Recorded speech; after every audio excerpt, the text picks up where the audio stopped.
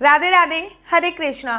कैसे हो आप सभी लोग? आशा करती हूँ आप सभी परम मंगल में होगे, स्वस्थ होगे, अच्छे होगे। सर्वप्रथम आप सभी को अधिक मास की बहुत बहुत शुभकामनाएं।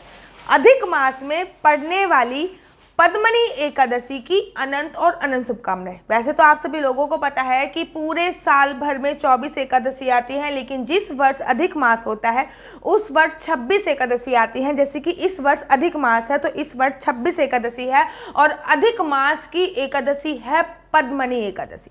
शास्त्रों में ऐसा वर्णन आया है कि पद्मनी एकादशी पर ही भगवान ने एकादशी की व्रत की कथा युधिष्ठिर को सुनानी प्रारंभ करी थी, ऐसा शास्त्रों में वर्णन आया है। 3 साल में एक बार पद्मनी एकादशी आती है। पहले तो अधिक मास की महत्वता ही सबसे अलग है। सबसे सर्वोत्तम मास अधिक मास को बोला जाता है, जिसमें कोई भी कार्य करने से हमें अनंत गुना फलों की प्राप्ति होती है।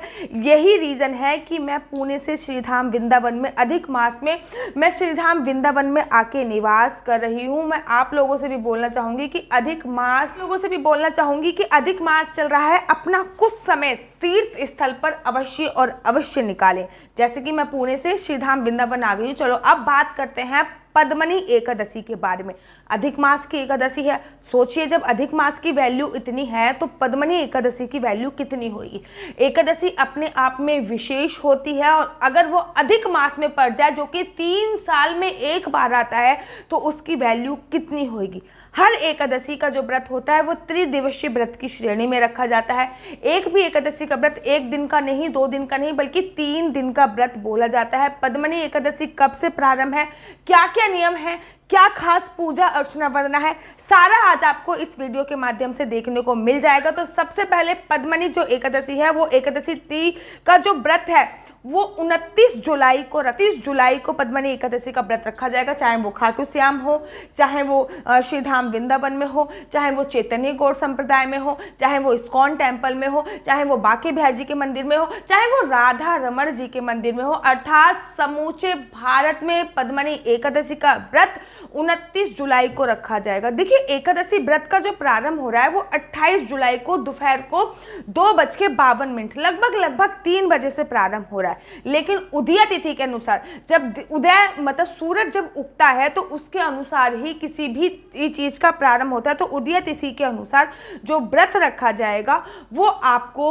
29 जुलाई को रखना है और 29 रखा जाएगा वो 29 तारीख को ही रखा जाएगा। तो मैंने आप लोगों को बोला कि जो व्रत है वो त्रिदिवसीय व्रत की श्रेणी में आता है। आपको 28 तारीख को सूर्यास्त के बाद किसी भी प्रकार का भोजन इत्यादि नहीं करना है। अगर आपने चतुर्मास का व्रत रखा है तब तो आप वैसे भी एक समय पे भोजन करोगे, या फिर अगर आपने अधिक मास का व्रत रखा है तब भी आप एक समय पे ही भोजन कर रहे होगे। अगर आपने अधिक मास का भी व्रत या चतुर्मास का व्रत नहीं रखा तो आप एकादशी का व्रत रखकर अधिक मास के व्रत का फल प्राप्त कर सकते हैं, जो कि पूरे महीने का व्रत होता है। देखो मैं हमेशा कहती हूँ कि अधिक मास अपने आप में विशेष है, उसमें पड़ने वाली एकादशी विशेष से भी विशेष एकादशी बोली जाती है और ये 3 साल में एक बार एकादशी आती है। तो इसका नियम से पालन अवश्य करना है।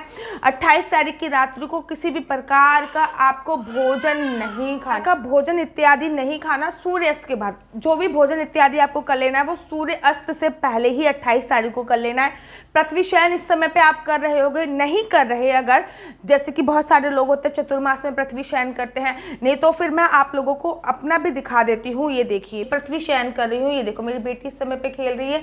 तो इस समय शयन ही करते हैं। तो सावन के महीने में बड़े सारे लोग पृथ्वी शयन करते हैं, उसमें से एक मैं भी हूँ कि सावन के महीने में मैं भी पृथ्वी शयन को ही प्रेफर करती हूँ। अगर आप सावन के महीने में या चतुर्मास में पृथ्वी शयन नहीं कर रहे हैं तो एकादशी से 1 दिन पहले पृथ्वी शयन करें, एकादशी वाले दिन पृथ्वी शयन करो। एकादशी के 1 दिन बाद अगर आप पृथ्वी शयन करेंगे तो आपको पूरे सावन या फिर पूरे अधिक मास में पृथ्वी शयन का फल प्राप्त होएगा। अधिक मास की एकादशी है, अखंड ज्योत का विशेष महत्व है। अखंड ज्योत आपको अवश्य जलाना है। क्या विधि विधान है पहले वो बता देती हूँ। 28 तारीख को आपको सूर्यास्त के बाद भोजन नहीं करना, पृथ्वी शयन आपको करना है। 28 तारीख को किसी भी प्रकार की काम वासना कीड़ा को अंजाम नहीं देना है। 28 तारीख को मतलब 10वीं तिथि जो है वो 28 तारीख को पड़ेगी।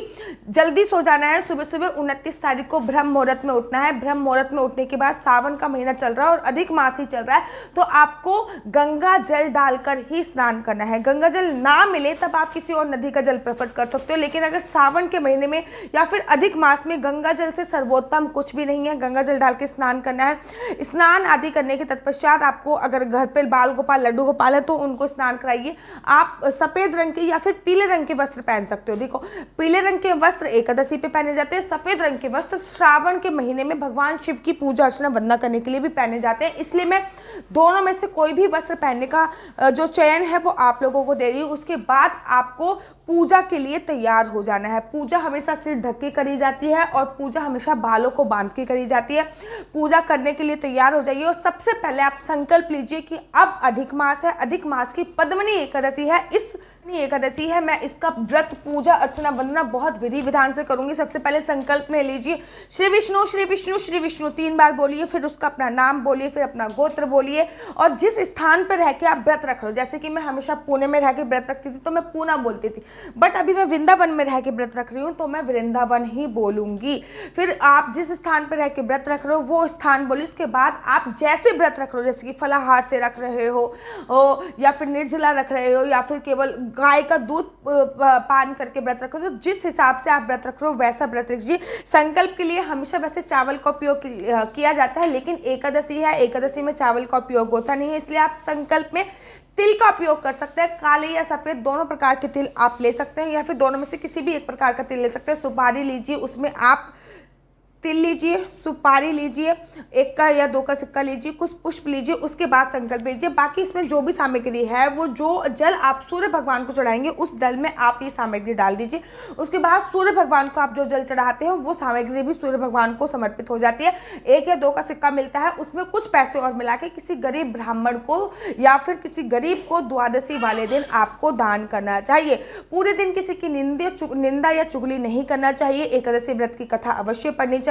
पूरे दिन विष्णु सहस्त्रनाम का पाठ करना चाहिए। पूरे दिन मंत्र जाप करना चाहिए। अधिक मास है, कुछ भी करने पे अधिक फल मिलता है।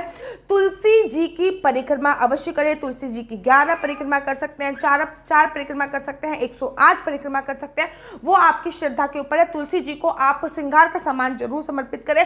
ये केवल एक मिथ है कि तुलसी पर एकादशी पर जल नहीं चढ़ाया जाता। तुलसी पे एकादशी पर जल चढ़ा सकते हैं। श्रीधाम वृंदावन में तुलसी पे एकादशी जल चढ़ा सकते हैं, लेकिन तुलसी तोड़ते नहीं है, ठीक है ना। तुलसी पे श्रृंगार का सामान समर्पित कर सकते हैं, लेकिन तुलसी को तोड़ते नहीं है। तुलसी पे दीपदान अवश्य कीजिए। अधिक मास की एकादशी है, जितना ज्यादा हो सके भगवान के नाम का जप तप आपको अवश्य और अवश्य करना है। उसके बाद पूरी रात एक दीप प्रज्वलित अवश्य करें, ठीक है ना। देखिए, मैं हमेशा कहती हूँ कि कोई एकादशी ऐसी आती है जिसमें दीप प्रज्वलित करने का विशेष महत्व होता है। उसमें से ये अधिक मास की एकादशी है जो कि 3 साल में एक बार आ रही है। इस एकादशी का व्रत रखने से आपको भौतिक सुखों की प्राप्ति होती है, ठीक है ना। इस एकादशी का व्रत रखने से आपको सांसारिक सुखों की प्राप्ति होती है। इस एकादशी का व्रत रखने से आप भगवान विष्णु के क्लोज हो जाते हो, भगवान विष्णु के परम प्रिय हो जाते हो। अधिक मास की एकादशी का व्रत अवश्य करें। अब मैं आपको पारायण का समय भी बता देती हूँ। तो अधिक मास में देखिए, पारायण का कौन सा समय है जिस समय आप पारायण कर सकते हो। अधिक मास में आपको 30 तारीख को पारायण करना है। जैसे कि 29 तारीख को व्रत रखना है तो 30 तारीख को 6 बजे से लेकर 10 बजे के बीच में आप कभी भी पारायण कर सकते हो, ठीक है। एक बात और विशेष ध्यान रखिए, इस व्रत में आपको भगवान शिव की भी पूजा करनी है। विष्णु भगवान की पूजा अर्चना वंदना तो करते हो, भगवान शिव की भी पूजा करनी है, क्योंकि श्रावण का महीना चल रहा है। श्रावण में ही अधिक मास आया है। इसके बाद मैं एक वीडियो और बनाऊंगी कि भोग क्या लगाना है, कैसे भोग लगाना है, विशेष पूजा अर्चना वंदना क्या है, ये सारी जानकारी आपको दूसरी वीडियो में मिलेगी। फिलहाल इस वीडियो में मैंने आपको इतना बताया कि जो एकादशी है वो 29 तारीख की है। पूजा अर्चना वंदना कैसे करना है वो बताया आपको। 30 तारीख को व्रत का पारायण करना है और ये सारी जानकारी मैंने आपको दी है। आशा करती हूँ आपको मेरी वीडियो अच्छी लगती होगी। अगर आपको मेरी वीडियो अच्छी लगती है तो आप अपना यूट्यूब चैनल हरि बोल को लाइक शेयर सब्सक्राइब करना बिल्कुल भी मत भूलिए। तब तक के लिए मुझे दीजिए इजाजत। राधे राधे, हरे कृष्णा, हरि।